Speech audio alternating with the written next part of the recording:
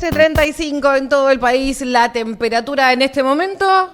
Vos vas a ser el hombre de la temperatura, porque el mío me está fallando, ya te 24 y ahora sí, sin lluvia. 24 y sin lluvia. Bueno, Claro, ya nos la acompaña nubecita nomás, Nicolás nubecita. Trota. ¿Cómo estás, Nicolás? Gracias. Te voy a acercar el micrófono. Es así como ahí. Tenemos que estar ahí, porque si no, no se nos escucha. Bueno, ¿cómo estamos en estos días? Y creo que son momentos vertiginosos en un escenario de mucha complejidad para la sociedad argentina. Yo, lamentablemente, estoy convencido que empiezan a hacerse visibles las peores consecuencias del modelo económico, social de Milei, que incluye el debilitamiento extremo del Estado, el desfinanciamiento de políticas sociales, educativas, de infraestructura en la Argentina, la sobrevalorización de nuestra moneda, del peso, en un contexto además de apertura de la economía, que implica la invasión de productos que un sector de nuestra sociedad celebra, que va a traer lamentablemente un océano de precarización laboral, de destrucción de empleo, y que nada bueno va a ocurrir si se sostiene este rumbo, porque Argentina ha tropezado con estas propuestas, esta es la cuarta vez en 50 años, ¿no? Y a esto le sumamos lo vertiginoso de estos tiempos, de la tecnología de la información y las comunicaciones, que implican que, por ejemplo, la reconversión de un fabricante en importador son 2 clics en términos de encontrar proveedor en el sudeste asiático. Sí, hoy claramente.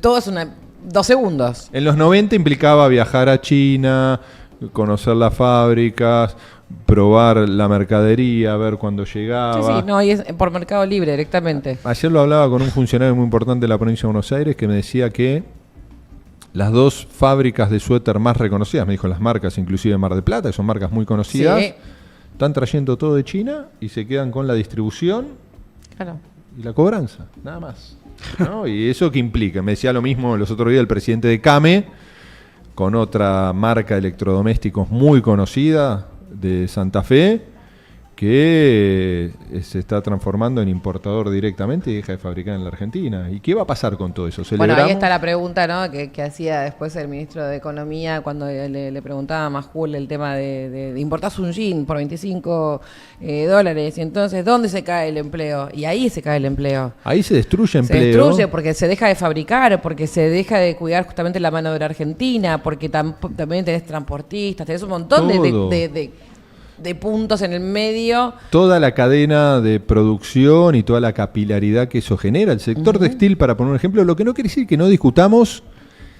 cuando hablamos de sector textil, ¿de qué sector textil estamos hablando? Digo, podemos discutir la tasa de ganancia de las empresas, podemos discutir también el sistema impositivo, pero parece ser que este gobierno lo único que discute es cómo bajar salarios. Pero al mismo tiempo, como dicen muchos sociólogos, el sector textil es la paz de los conurbanos, ¿no? Si nosotros destruimos nuestro sector textil, que además creo que hay sectores de los medios que son injustos, porque no sale lo mismo la ropa en un shopping en zona norte que en Avellaneda. Mis hijas van a Avellaneda. Todos vamos a Avellaneda. Mis hijas van a Avellaneda. Y a 11 también. No, bueno, ellas Yo voy a la Feria de Escobar. Van bien temprano. Nada que me la llevan hasta allá. Van bien temprano, ¿no? Y se compran ropa de excelente calidad, muy barata. Lo que pasa es que nos dimos cuenta y entendimos frente a la crisis, vos sabés esto lo que pasa en las crisis, ¿no? Que sabemos ahora quiénes son los mismos talleres de las marcas que quizás te venden en el shopping, exactamente, del que venden en Avellaneda. Entonces, ya es el sabemos, mismo, pero más barato. Es el mismo, pero nada más que no tiene la etiqueta. Claro. Entonces, el producto es igual. Pero para poner un ejemplo. Pero no lo voy a juzgar que tiene el shopping, porque tiene que pagar el local en el shopping, los más allá que empleados. discutamos después si el precio, porque hay un local de origen español que uno agarraba la prenda y veía el precio que tenía en Madrid y el precio que tenía en Buenos Aires, ¿no? Y había una diferencia importante.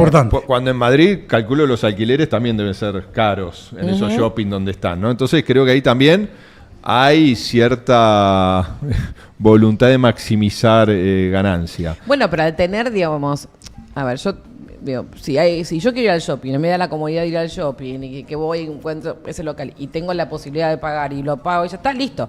Ahora, lo bueno, digo, es que en la Argentina no quedarnos con el relato solamente del shopping, sino que tenemos, por supuesto, una amplitud de precios y, digamos... El ejemplo del shopping lo doy porque es un producto importado. Claro. Probablemente fabricado en Vietnam o en China, que en España vale una cosa y acá vale el doble. Entonces, ahí no es culpa de él, quiero decir, del salario. No. Ni de alquiler, las condiciones. ni del sistema impositivo. Me parece que hay Claro. otras cosas. Pero eso lo podemos llevar a cada sector de la economía, que creo que es el desafío que tiene la Argentina, en esto que nos bandeamos. Sí. Y en el medio está la sociedad. Y en el medio lo más preocupante es que estamos primarizando nuestra economía. Volvemos a caer en el karma de exportar materia prima e importar empleo de otros rincones del mundo. Que eso hace de la Argentina una Argentina profundamente desigual, porque entre otros aspectos tenemos que ser conscientes que somos casi 50 millones de habitantes.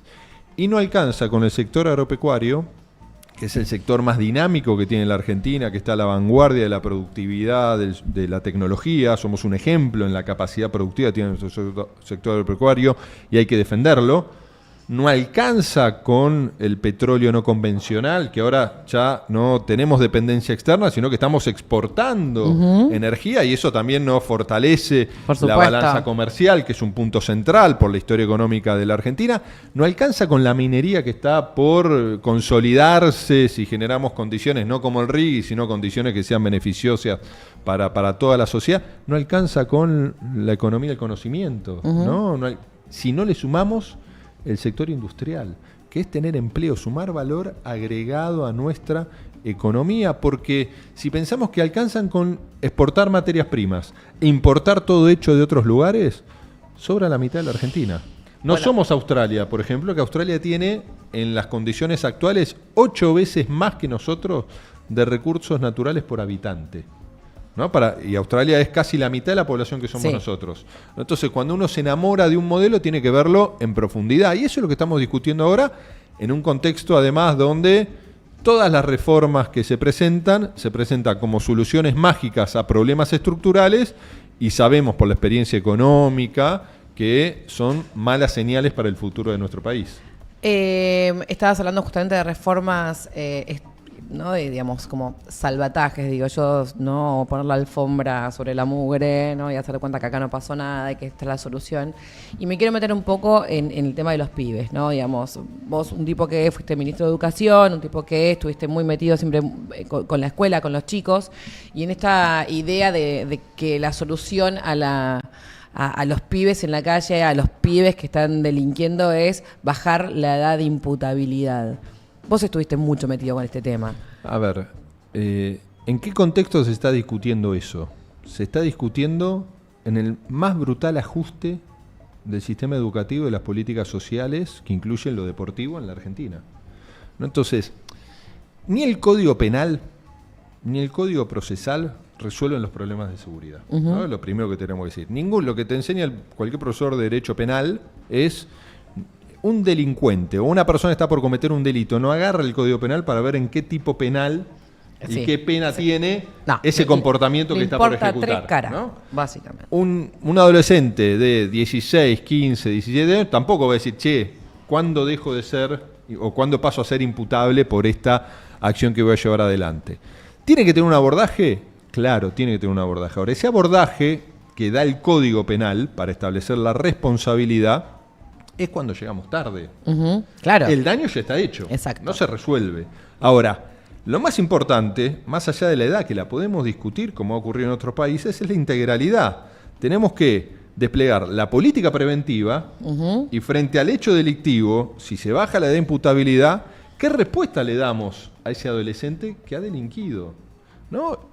Y nada de eso está en discusión hoy en día. Porque aparte también hay que decir que el pibe que salió a afanar, ponele, ¿no? Digo, con arma, ¿no? Y también preso, detenido un tiempito, ya tuvo seguramente algún tipo de alerta, ¿no? En el juzgado. Ya ese pibe de alguna manera ya lo conocemos, ya sabemos por dónde venía la mano. Entonces, esto de la prevención, ¿no? El presupuesto que también se pone en las asistentes sociales, pero todo ¿no? eso La se está justicia de ajustando. menores, todo eso, bueno, Que pero además, igual esto viene de hace añares. a ver, no todos los procesos políticos son iguales, Josefina. Sí creo que venimos en un proceso de declive. Total. ¿no? Pero no es lo mismo lo que ocurrió, para poner cierta temporalidad, entre 2011 y 2015, que lo que ocurrió entre 2015 y 2019. ¿no? Proceso donde se invertía prioritariamente en educación Sí. y un ajuste brutal. No es lo mismo, más allá que hay desafíos y que hay que darle continuidad a las políticas públicas. Ahora, lo que estamos viviendo hoy de financiamiento educativo, porque la desesperación de la política pública, del Estado, de la sociedad, debería ser cómo prevenimos los delitos. Y en términos del delito adolescente, implica presencia del Estado y la política pública sofisticada, que ese es el cargo que tú planteás. Entre otros aspectos es el seguimiento de la trayectoria educativa de los chicos. El chico que está fuera de la escuela, bueno, ¿qué respuesta lo vamos a buscar? Porque cuando se vulnera el derecho a la educación de calidad, es reflejo de la vulneración previa de otros derechos. ¿no? ¿Y qué le damos a ese adolescente? Yo siempre hago una comparación con la repitencia, ¿no? que se discute tanto en Argentina, si sirve repetir o no repetir. Para mí, como la edad de imputabilidad, la repitencia es una discusión secundaria.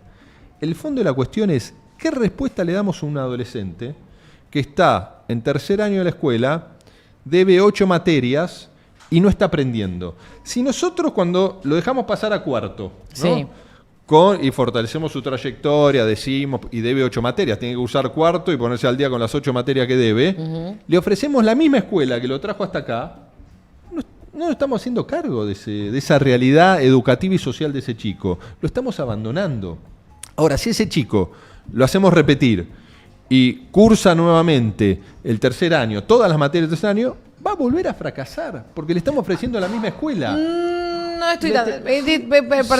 ahí dudo un poco, No. pero porque lo he visto, tengo amigos repetidores y que les ha hecho bien ese repetir eso. Ahora, me parece que cada caso es particular y Por entiendo supuesto. que hay situaciones específicas que requieren de un acompañamiento y no de algo más punitivo, si lo querés llamar el tema de repetir. Yo trato de no entrar en la causística individual, ¿no? Teniendo en claro, Josefina, nosotros como integrantes de sectores medios trabajadores, nuestra realidad no es la realidad de la Argentina. No, claramente. ¿No? Y nosotros podemos tener una hija, un hijo, que hay que ajustar las clavijas, pero que no pasan frío a la noche. No, sí, Que por abren la supuesto. heladera, Pero que por abren la supuesto. heladera Por y eso digo comen. que tiene que haber Por con eso, cierta... Pero lo que hablo en términos generales, cuando se produce el abandono de la escuela, es reflejo de la vulnerabilidad social en la que se encuentra ese adolescente, que está en situación muchas veces de violencia, de abandono, de familias que están en crisis estructurales, que hay hacinamiento, hay violencia, hay muchos aspectos que llevan a... Y nosotros necesitamos más escuela, pero lo pongo como un ejemplo. La repitencia no resuelve el problema. La baja de imputabilidad no resuelve el problema. Lo que resuelve el problema es el abordaje integral. ¿Qué hacemos en el caso del delito adolescente? ¿Qué hacemos antes para lograr disminuirlo, para comprometernos? Porque además el gobierno quiere bajar la de imputabilidad en un contexto donde ¿quiénes se hacen cargo de esos adolescentes? Las provincias, no el Estado Nacional. Porque todas esas instituciones son provinciales. Porque los delitos federales... vinculado a narcotráfico, crimen organizado, no están los adolescentes. Y además tenemos que poner el foco en los adultos que lucran generalmente con los adolescentes para cometer delitos. Entonces, me parece que esa política supuestamente efectista, de presentar una solución mágica, por ejemplo, vamos a reformar, me dicen que Santilli en una reunión decía, con esta reforma laboral vamos a crear 500.000 puestos de trabajo. Que me diga en qué artículo está eso, qué artículo va a permitir que se creen 500.000 puestos de trabajo en un proceso de degradación productiva que estamos teniendo, porque lo único que vamos a tener hacia adelante es destrucción de empleo. Porque al desafío tecnológico le sumamos la apertura de nuestra economía, que una de las anclas a la inflación que se le está desbordando el gobierno son los salarios, ¿no? Entonces, No hay solución mágica. Creo que la sociedad argentina se merece una discusión adulta, profunda, de cómo abordamos cada uno de estos temas. Y para cerrarlo de baja edad de imputabilidad, además quiero decirte que en términos de la inseguridad y el delito, son temas absolutamente marginales en la estadística general. Lo que no quiere decir que lo abordemos, porque yo estoy a favor de la baja de la edad de imputabilidad, siempre y cuando sea acompañada de una política integral. Claro, bueno, sí, por supuesto. Ahora, si nosotros vamos a decir, bajemos la edad de imputabilidad para dar la misma respuesta, le estamos mintiendo a la sociedad, y creo que cada No, y aparte diputado... está hablando de una edad que es irrisoria, o sea, no, para mí no tiene ningún sentido hablar de chicos de 14 años cumpliendo condenas de adultos. Me parece que es cagarles la vida y no darles la posibilidad de cambio, pero bueno. ¿Se tiene que hacer cargo del hecho? Sí. Sí. Y hay que darle una respuesta, y a esa respuesta hay que diseñarla, y hay que financiarla. Claro, sí, porque ¿a dónde lo vas a mandar al pibe? Y para financiar, porque siendo el sistema penitenciario, yo creo que una de las grandes deudas de nuestra democracia es el sistema penitenciario. Que si queremos vivir en una mejor sociedad, y lo digo desde la perspectiva del egoísmo, lo tenemos que transformar. Porque si pensamos que siendo un espacio de venganza, y no de lo que a veces se dice de nuevas oportunidades, resocialización. Pero a ver, la base del derecho penal en la Argentina, del derecho procesal penal, tiene que ver justamente, te habla de la resocialización, de la generación de oportunidades. Ok, pero lamentablemente eso no existe en la Argentina. Queremos una punitivo totalmente. Queremos una mejor sociedad, hagámonos cargo de ese problema. ¿Y pero quién quiere poner plata para que el preso estudie? No, es que, y se haga con un oficio. No, pero por eso es piantavoto. No, pero lo que tenemos que entender, que si no, el preso, como vos decís, tiene que estar preso toda la vida. Porque en la mayoría de los casos sale en una situación de menores herramientas que tenía previamente. ¿Y dónde va a terminar? ¿Qué va a ir a terminar?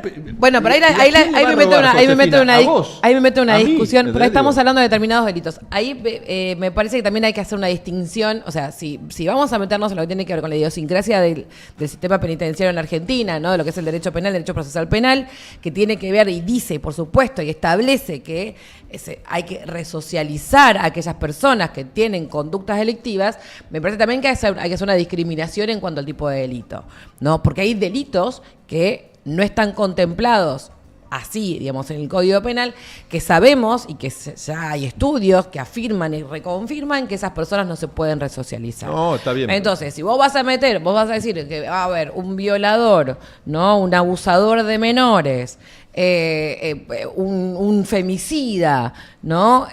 Lo vamos a resocializar, y hermano, estamos un poco equivocados porque eso no va a pasar nunca. Sin entrar en un tipo penal específico, no lo digo como regla general, el desafío de la sociedad para mejorar los indicadores de inseguridad, que son generalmente, me estoy refiriendo principalmente a los delitos contra la propiedad, que tienen muchas veces una salida, ¿no? Y un impacto en las vidas, ¿no? En lesiones graves, gravísimas, o en homicidios. En eso es lo que generalmente uno pone el foco cuando habla de esto, ¿no? Ni hablar de otros delitos. Ahora, todo delito merece un abordaje, y como sistema lo tenemos que dar, no en el concepto de ni siquiera lo planteo pensar en el otro, sino una mirada egoísta. En uno, por supuesto. Yo quiero una sociedad más segura. Sí. Lo que tengo que hacer es esa persona que cayó al delito, cuando salga de la cárcel, tenga mayores herramientas para no volver al delito. ¿Y cómo se puede llegar a, digamos, como... Esos son tantos los temas que se tienen que abordar. Estamos tan en falta con tantas cuestiones básicas, ¿no? Digo, pues decías recién, educación, salud, seguridad. Digo, estamos en un momento muy crítico de la Argentina. Entonces, obviamente que, por supuesto, cuando hablamos, nos traen esta idea de la baja de imputabilidad, hay cuestiones que son mucho más de fondo, que estoy de acuerdo con lo que estás planteando. ¿Cómo se la planteas una sociedad donde no tiene laburo, está...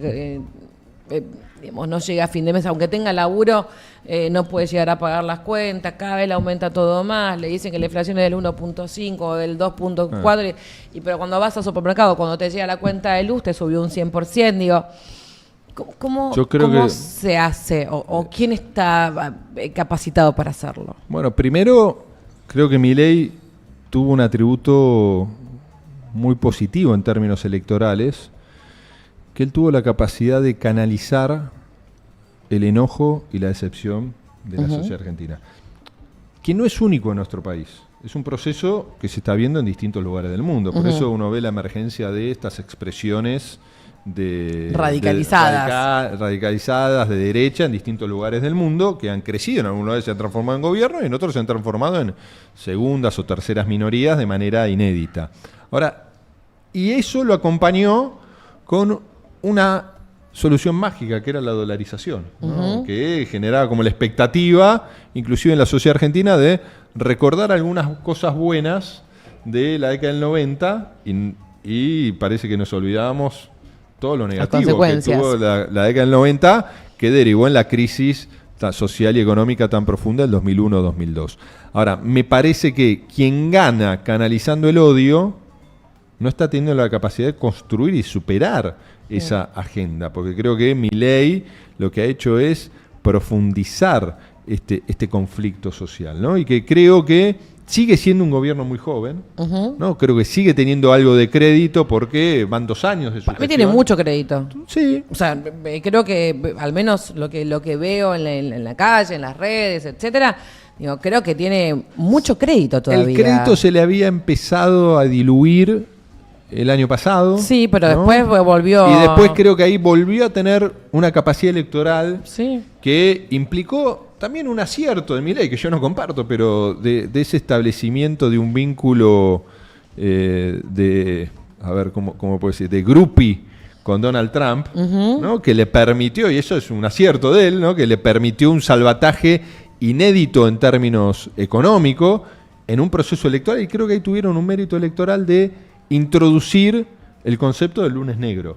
Si perdía Milei iba a ser una crisis. Sí. Ahora, lo único que estamos haciendo es ir postergando la crisis de manera sistémica mientras seguimos profundizando la descomposición social y económica y seguimos endeudando a la Argentina, que eso es uno de los grandes temas estructurales.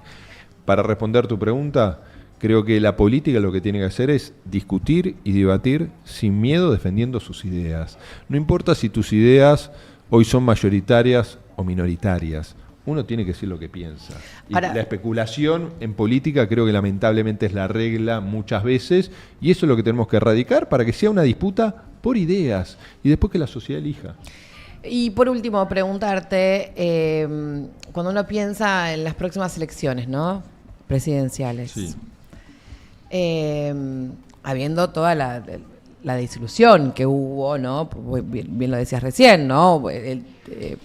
Tiene Milei gran cantidad de votos por gente que estuvo enojada, desilusionada, ¿no? Venimos de estar pifiándole fuerte y que hace que tengamos un presidente como el que tenemos. Digo, ¿qué figura, no? Es la pregunta que se hace la gente. ¿Cuál es la figura hoy de la oposición o quién crees que puede llegar a aparecer como figura fuerte para la oposición? ¿Crees que es una cara vieja, una cara nueva? ¿Crees que por dónde puede llegar a venir? A ver, yo creo que después de este momento distópico debería venir la racionalidad, ¿no? Después de los gritos, los insultos, hoy un poco mejor administrados por Milei, pero ya demostró su alma, su esencia.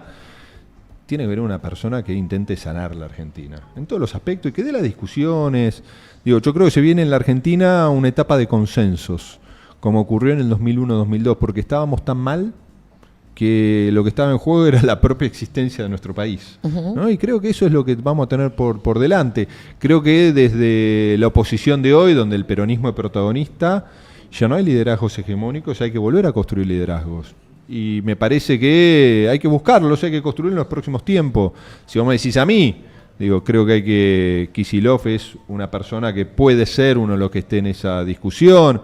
Sergio Uñac, que fue 2 veces gobernador de San Juan y senador, es otro que tiene voluntad de recorrer el país y ser candidato a presidente. Me parece que el frente opositor debería generar un instrumento electoral para que se compita y en esa competencia se puedan desplegar las ideas de cómo resolver los problemas estructurales, que yo creo que es el principal problema que tuvo el Frente de Todos.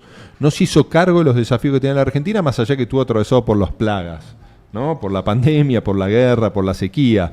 Pero la sociedad no busca excusas, busca respuestas. Exacto. Milei le está dando respuestas, que son malas Pero desde se mi las está mirada. dando. Le está dando respuestas. Entonces creo que a partir de que se Algo hay que aprender. que se exteriorizan todas las consecuencias de ese camino equivocado que Argentina ya vivió en el pasado, va a haber que sanar a nuestro país con ideas, algunas nuevas y algunas que va a haber que actualizar para estos tiempos. Gracias, Nicolás. Muchas gracias a vos, Josefina. Un placer. Bien, ahora sí, ¿qué hora estamos? ¿Ya estamos? Mira, 2 de la tarde, en punto. ¿Ya está la niña? ¿Está la niña Úrsula? Bueno, lo despedimos a Nicolás. Muchísimas gracias, Josefina. Un placer, como siempre, hablar con vos. Muchas gracias. Gracias. Bien, ahora sí, tanda y ya venimos. Una radio en movimiento. AM650. Somos Argentina.